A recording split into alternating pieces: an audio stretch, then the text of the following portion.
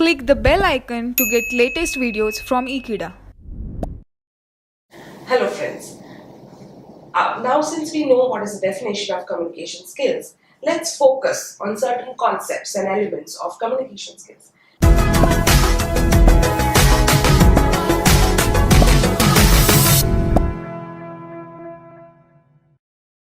For communication, there are major concepts which it's like a cycle of how we communicate from where we start until where we end.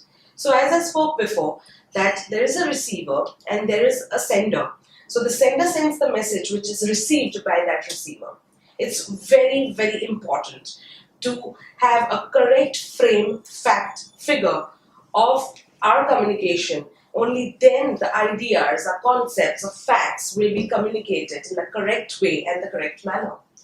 So, as I told you before, the aim and the objective of our communication should be, it can be aim, our goals, our facts, anything. First it gets passed on to us. Then it gets e-coded, which is nothing but expressions. So my expressions towards my thoughts or my feelings is in a particular way, which I now communicate to any person whom I want to talk to. The next comes is your transmit.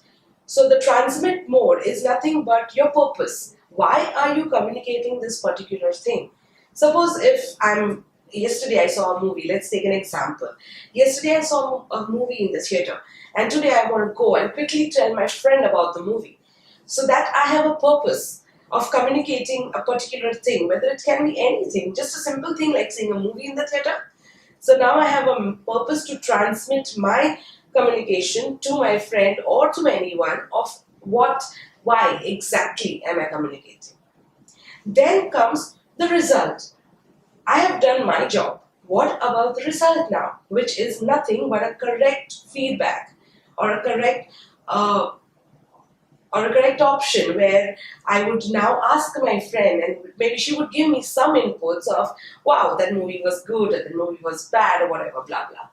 So now this is a result of my communication where she is now communicating and getting back to me of how it's going to be, or she's giving me a feedback. It can be a very important thing also. Movie is just an example.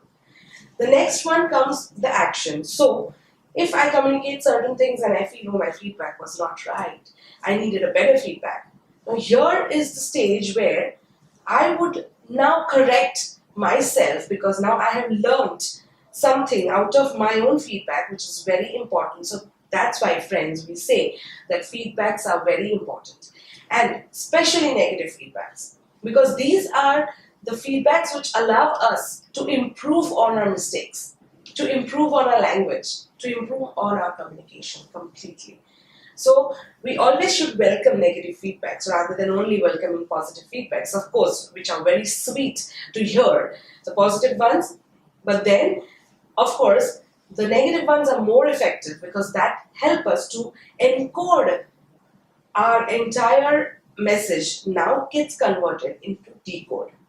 Decode is nothing but certain actions of certain levels that we need to now understand why the feedback was negative.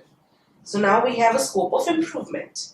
And that's how we again have moved to our first and the foremost aim and objective of our communication again, because now we are going to take the correct action since we've had a negative feedback before. So now our main aim and fact is to improve on what we have been speaking. So this entire cycle is called communication concepts and elements of communication. Friends, thank you for watching this video, and please subscribe to our channel and tune into Ikeda.